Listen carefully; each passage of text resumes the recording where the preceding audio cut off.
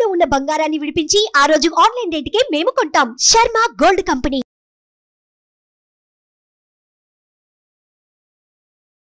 నమస్తే, welcome to Suman TV. నేను మీ యామ్ని. ప్రస్తుతం మనతో ఉన్నారు ప్రముఖ ఆధ్యాత్మికవేత్త, ప్రముఖ జ్యోతిష వాస్తు పండితులు డాక్టర్ గుండపూడి శివసుధీర్ శర్మ గారు ఉన్నారు. గురుగారితో మాట్లాడి మనకున్న సందేహాన్ని అడిగి తెలుసుకుందాం. నమస్కారం గురుగారు. శ్రీమాత్రే నమః. శ్రీ గురుభ్యో నమః. గురుగారు, మనకి మే 30వ తారీఖున కాలభైరవ అష్టమి ఉందంటున్నారు గురుగారు. అయితే ఇప్పుడు కాలభైరవుని ఏ విధంగా ఆరాధిస్తే మంచిదంటారు? ఒకవేళ ఆరాధిస్తే ఎలాంటి ఫలితం అనేది ఉంటుంది మనకి? కాలరూపాయ విద్మహే కాలాతీతాయ ధీమహి తన్నో కాలభైరవ ప్రచోదయాతు. భై అంటే అనవటం, రవం అంటే గట్టిగా అశబ్దం పేరు. భైరవం, భై అన్నప్పుడు ఏమవుతుంది? ఒక శబ్దం వస్తుంది కదా. అందుకనే శూనకాలని భైరవుడు అని పిలుస్తారు. అలానే కాలభైరవుడు కాలస్వరూపుడు, కాలానికి అతీతమైనటువంటి వాడు కాలభైరవుడు. మనం ఒక సంకల్పం చేసుకుంటాం, ఈ సమయానికి పని కావాలి, ఈ సమయానికి పని చేద్దాం అని అనుకుంటాం కదా. వాటన్నిటిని కూడా ముందుంచి నడిపించేటువంటి శక్తే కాలభైరవ. ముఖ్యంగా కాలభైరవ ఆరాధన అనేది చాలా విశేషంగా ఉంటుంది. మనకి కాశీకి వెళ్తాం అంటే మన హిందువులందరికీ కూడా అత్యున్నతమైనటువంటి ఒక పుణ్యధామం ఏదైనా ఉంది అంటే కాశీ కదా. కాశ్యాంతం మరణానుముక్తి అని చెప్పుకుంటూ ఉంటాం. ఈ కాశీ విశ్వనాథుడు ఉండేటువంటి అత్యంత పరమ పవిత్రమైనటువంటి ఒక ప్రదేశం కాశీ పట్టణం అంటారు. ఒక మాట చెప్పాలంటే కాశీ పట్టణం అంత పెద్ద పట్టణం మన భారతదేశంలో ఉండేది కాదు ఒకప్పుడు. కొన్ని వందల యోజనాల విస్తీర్ణం, యోజనము అంటేనే చాలా దూరం, కొన్ని మైళ్ళ వ్యాపించి ఉన్నటువంటి ఒక పెద్ద నగరం అది కాశీ మహానగరం అనేది. ఈ కాశీ మహానగరానికి క్షేత్రపాలకుడు ఎవరు అంటే కాలభైరవ. కాశీ క్షేత్ర నివాసించ కాలభైరవ దర్శనం అని చెబుతూ ఉంటాం కదా. అంటే విశ్వనాథుణ్ణి ఉండేటువంటి దివ్యమైనటువంటి ప్రదేశాన్ని పరిపాలించేటువంటి శక్తి కలిగినటువంటి వాడు కాలభైరవుడు. అంటే సాక్షాత్ పరమేశ్వర స్వరూపమే కదా ఆయన. అందుకనే కాశీ యాత్ర చేసి వస్తారు. ఇప్పుడంటే ఉదయం ఫ్లైట్ ఎక్కి సాయంత్రానికి అక్కడ దర్శనం చేసుకోమని రాత్రికి వచ్చేస్తున్నాం. కానీ అప్పట్లో రోజులు అయ్యేటి అంటారు. అసలు రోజులు కూడా కాదు నాన్న. పూర్వకాలంలో కాశీకి పోయినా కాటికి పోయినా ఒకటే. కాశీకి వెళ్తున్నాడు అంటే ఉండేటువంటి బాధ్యతలన్నీ కూడా నివర్తించుకొని, పిల్లల పెళ్ళిళ్ళు, మనవాళ్ళు మనవరాళ్ళు ఇవన్నీ నివర్తించుకొని నడుచుకుంటూ కాశీకి వెళ్ళిపోయేవాళ్ళు. ఈ కాశీకి పోతే అక్కడ చనిపోవడమే. వాడు చనిపోయిన సంగతి కూడా ఎవరన్నా చెప్తే తెలియాల్సిందే. అప్పట్లో ఈ ఫోన్లు గీళ్ళు కూడా ఏం లేవు కదా, ఉత్తరాల ద్వారా ఇట్లా వాటి ద్వారానే తెలిసేది. అలాగా కాశీలో చనిపోతే కాశ్యాంత మరణానుముక్తి అనేటువంటి ఒక శాస్త్రం ఉంది. మనం అంతమంది కూడా చెప్పుకున్నట్టున్నాం ఈ విషయం గురించి. కాశీలో సాక్షాత్ పరమేశ్వరుడు ఒక జీవి చనిపోతూ ఉంటే ఆ జీవి కుడి చెవిలో రామతారక మంత్రాన్ని ఉపదేశిస్తాడు.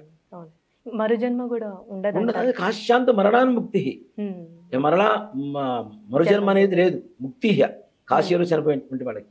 కొంతమంది ఏంటంటే కాశీకి వెళ్తారు, ఒక 3 సంవత్సరాలు 4 సంవత్సరాలు అక్కడే ఏదో ఆశ్రమంలోనో ఏదో రూమ్ తీసుకొని అక్కడే భోజనాలు చేసుకుంటూ పనులు చేసుకుంటూ బ్రతుకుతూ ఉంటారు, అక్కడే చనిపోదామని. చివరి క్షణంలో ఒకసారి అనిపిస్తుంది, మనం 3 ఏళ్ళు అయింది కదా, ఒక్కసారి ఇంటి దాకా వెళ్ళేసి పిల్లలు ఎలా ఉన్నారో చూసొద్దామని. కరెక్ట్ ఇంటి ముందుకు వచ్చిన తర్వాత చనిపోతుంది. ఒక సామెతను చూసారా, ఇంత బతికి ఇండియాకి తెచ్చారు అని. ఇదే అన్నమాట దీనికి వస్తుంది. కాశీలో చనిపోదామని చెప్పి ఒక ఆశతో వెళ్ళి ఇంటి దగ్గరకు వచ్చేసరికి చనిపోతుంది. కొంతమంది నిజంగా మహానుభావులు కాశీకి అనుకోకుండా దర్శనం కోసం మాత్రమే వెళ్ళేసి మరలా వద్దామనుకునేటువంటి వాళ్ళు కాశీలో చనిపోయేటువంటి వాళ్ళు కూడా చాలా మంది. అది సహజ మరణం. మనం కావాలని అక్కడ వెళ్ళి ఉండడమా ఇదంతా తర్వాత సంగతి. పరమేశ్వరుడి సంకల్పంతో మనం అనుకోకుండా అక్కడికి వెళ్ళి సహజమైనటువంటి మరణం పొందితే అది నిజంగా పరమేశ్వరుడి అనుగ్రహం ఉంటుంది. మరలా ముక్తి, ఈ జన్మానంటూ ఏమీ ఉండదు, ముక్తి తప్పితే మనకి. అలాంటి కాశీ క్షేత్రాన్ని పరిపాలించేటువంటి వాడు కాలభైరవుడు. కాలభైరవుడికి ప్రతి నెల కూడాను కృష్ణపక్షం అంటే అమావాస్య ముందు వచ్చేటువంటి అష్టమి, బహుళ అష్టమి, దాన్ని అనఘాష్టమి అంటాం, కాలభైరవ అష్టమి అని కూడా పిలుస్తూ ఉంటాం. కాలభైరవుడి జన్మదినం అష్టమి రోజున జరిగింది కాబట్టి ప్రతి నెల వచ్చేటువంటి ఇప్పుడు మనకి మహాశివరాత్రి, మహాశివరాత్రి, అలానే సంకటహర చతుర్థి, మరలా సంకటహరిత చూసి అసలైనటువంటిది ఒకటి వస్తుంది. కాబట్టి ఇలాగే ఈ కాలభైరవాష్టమి ఏదైతే ఉందో ప్రతి నెల బహుళ అష్టమి రోజున కాలభైరవుడికి ఉపాసన చేసిన, పూజ చేసిన, ధ్యానం చేసిన, కాలభైరవ అష్టకం చదివిన, కాలభైరవుణ్ణి దర్శించుకున్న సకల పాప నివృత్తి కలుగుతుంది తప్పనిసరిగా. ముఖ్యంగా నరఘోష. ఇప్పుడు ప్రతి మనిషికి ఉండేటువంటి సమస్య నరఘోష.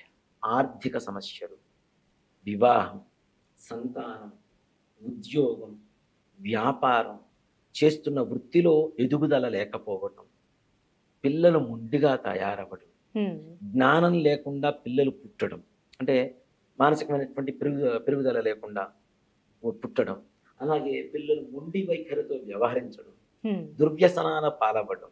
ఇక్కడ చాలా మందికి, అంటే దీంట్లో ఒక చిన్న నీతి చెప్తాను. కాలభైరవుడికి ఇష్టమైనటువంటి ద్రవ్యం ఏమిటి అంటే మద్యం. కాశీలో కూడా మద్యం ఇవ్వడం అంటారు. ఇక్కడ మనకి ఉజ్జయిని మహంకాళేశ్వర టెంపుల్ దగ్గరలోనే మహాకాలభైరవ టెంపుల్ ఉంది. ఒక గుడి చుట్టూ లిక్కర్ షాప్స్ ఉండేటువంటి ఏకైక దేవాలయం అది. ప్రపంచంలోనే మొట్టమొదటి ఒకటే దేవాలయం ఉంది, అదొకటే ఉంటుంది. దేనికంటే లిక్కర్తోనే హారతిస్తారు. ఒక ప్లేట్లో పోసేసి స్వామివారి మూతి దగ్గర పెడితే లోపలికి వెళ్ళిపోతూ ఉంటుంది. దాన్ని తీర్థంగా ఇస్తూ ఉంటారు అక్కడ. మరి ఆయనే మద్యం తీసుకుంటాడు, దుర్వ్యసనాలు ఎట్లా పొగడతాడు అంటే, మనకుండేటువంటి సకల దుర్వ్యసనాలు కూడా ఆయనే తీసుకొని మనకి సద్బుద్ధిని, సద్గుణాలని ఇచ్చేటువంటి ఒక త్యాగమూర్తి కాలభైరవుడు. చాలా మంది అదే అంటుంటారు, ఆయనే తాగుతుంటాడు మనకెట్లా పోతాయి అలవాట్లు అంటే. అవునా? అరే మీకొద్దు, మీ భారాన్ని నేను మోస్తాను అని చెప్పి ముందుకు వచ్చేటువంటి వాడే కాలభైరవుడు. ఈ సంకల్ప సిద్ధి అన్నీ కూడాను కాలభైరవుడు తప్పనిసరిగా ఇస్తాడు. ఇట్లాంటి వాటన్నిటికీ కూడా విముక్తి ఎవరు, మరి ఒక పరిహారం, ఒక దేవత కావాలి అంటే కాలభైరవుడు మాత్రమే. అలానే ఇప్పుడు మన మనసుకి ఏదైనా భయం వేసినా, ఏదైనా ఎక్కువగా ఆంజనేయ స్వామిని తలుచుకోమని అంటారు. కానీ అంతకుమించి కాలభైరవుని తలుచుకుంటే మంచిదని అంటారు, ధైర్యం వస్తుంది అంటారు. ఇంకా చాలా మంచిది. నిజంగా మీకు ప్రకాశం జిల్లాలో భైరవ కోన అని ఒక ఊరుంది. మీరు చాలా మంది వీడియోస్ అవి కూడా చూసి ఉంటారు. అక్కడ నేను ఒకసారి వెళ్ళాను, భైరవ కోన వెళ్ళాను. ఉపాసన, నేను కాలభైరవ ఉపాసన చేస్తుంటాం, అమ్మవారి ఉపాసన చేస్తుంటాం కాబట్టి భైరవ కోన చూద్దాం. అక్కడ త్రిముఖ దుర్గాదేవి దేవాలయం ఉంటుంది భైరవ కోనలో, లోపల కొండలో చూద్దామని చెప్పి వెళ్ళాను. అక్కడ చాలా మంది ఇప్పటికీ కూడాను శ్రీశైలం నుంచి అటు నుంచి వచ్చి జపం చేసుకుని తపస్సు చేసుకునేటువంటి మునులు వీళ్ళందరూ కూడా చాలా మంది తిరుగుతూ ఉంటారు, లోపల ఉంటారు.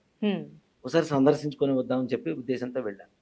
నేను ఆ ఊరికి వెళ్ళటం మొట్టమొదటిసారి బస్సు దిగాను, నాకు దారి తెలియదు. అక్కడి నుంచి ఒక శునకం నాకు భైరవ కోన వరకు దారి చూపించింది. అంటే సాక్షాత్ కాలభైరవుడే మనకు వచ్చి మన దగ్గర ఉండి ఆయన దగ్గరికి తీసుకొని వెళ్తున్నాడు. అంతకు మించి అదృష్టమే ఉంటుంది. అంటే కాలభైరవుడు ఆరాధన చేయడం ద్వారా అంత దగ్గరగా మనకి క్లోజ్ అవుతూ ఉంటాడు, మనకి అడిక్ట్ అవుతూ ఉంటాడు, మనం ఆయనకి అడిక్ట్ అవుతాం. చూడండి, నిజంగా కాలభైరవుడికి ఏదైనా పూజ చేసిన తర్వాత అలవాటు అయిపోతే అస్సలు వదిలిపెట్టరు.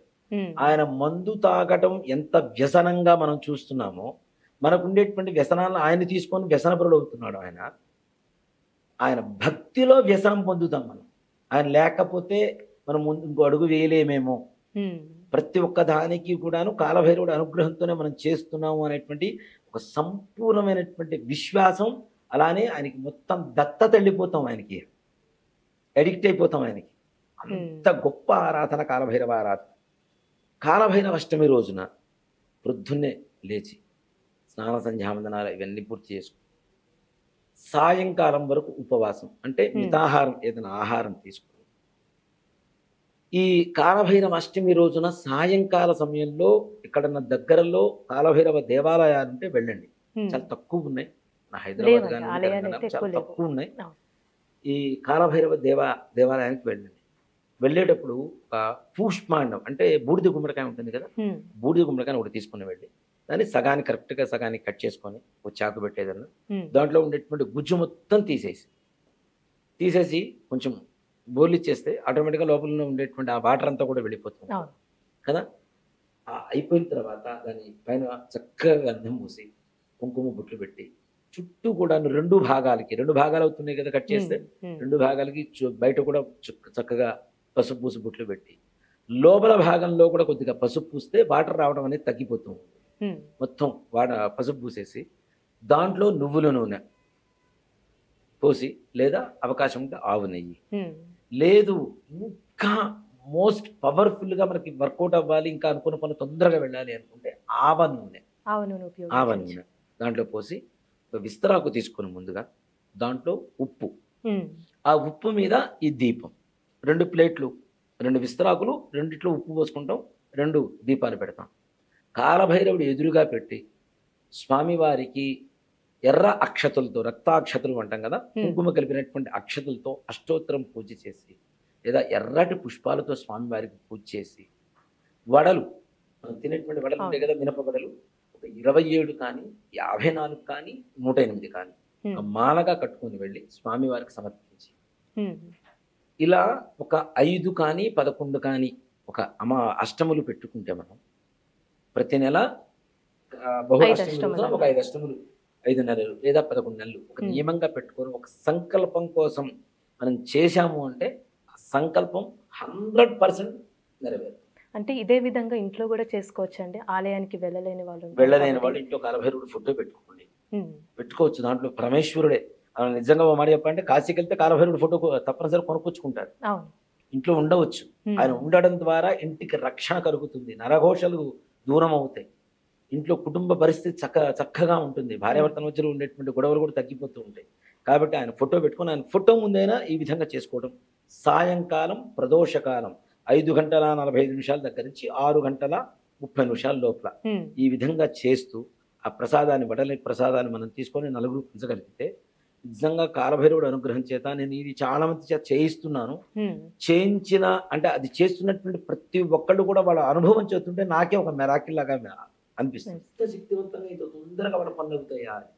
ఒకళ్ళైతే నిజంగా వ్యాపారం చేస్తున్నారమ్మా, కాంట్రాక్టర్, వాళ్ళు దాదాపు చితికిపోయి ఇప్పటికీ ఒక 8 సంవత్సరాల పైన అవుతుంది. బాగా ఉండేటువంటి, ఆర్థికంగా బాగుండేటువంటి వాళ్ళు బాగా చితికిపోయారు. ఇది చేయండి అమ్మా బాగుంటుందని చెప్పి ఇప్పటికి నేను దాదాపు 1 సంవత్సరంన్నర క్రితం చెప్పాను. వాళ్ళు అనుకున్న పనులు అయినాయి, చక్కగా పనులు అవుతున్నాయి. ఆవిడ మాత్రం అది వదిలిపెట్టడం. ఇందాక చెప్పా కదా, ఎడిక్ట్ అయితే వదిలిపెట్టమని. ఆవిడ ఎడిక్ట్ అయిపోయింది. ప్రపంచంలో ఏ రోజు ఎక్కడున్నా బహుళ అష్టమి రోజున మాత్రం మా దేవాలయానికి వస్తుంది. చక్కగా మన దేవాలయానికి కాలభైరవుడు ఉంది, కూష్మాండ దీపం పెడుతుంది. ఆవిడతో పాటు దాదాపు 20 మందిని తీసుకొస్తున్నారు. కూష్మాండ దీపాలు పెరుగుతున్నాయి. సో దానివల్ల మంచి ప్రభావం ఉంటుంది. నిజంగా చాలా మంచి, అంటే త్వరితగతిన మన సంకల్ప సిద్ధి చేసుకోవడానికి సులువైనటువంటి మార్గంగా చెప్పాలి. చాలా చక్కగా తెలియజేశారండి. ధన్యవాదాలు గురుగారు. శ్రీమాత్రే నమః. శ్రీ గురుభ్యో నమః. సుమన్ టీవీలో మీ పర్సనల్ అండ్ బిజినెస్ ప్రమోషన్స్ కోసం కింది నెంబర్కి కాంటాక్ట్ చేయండి.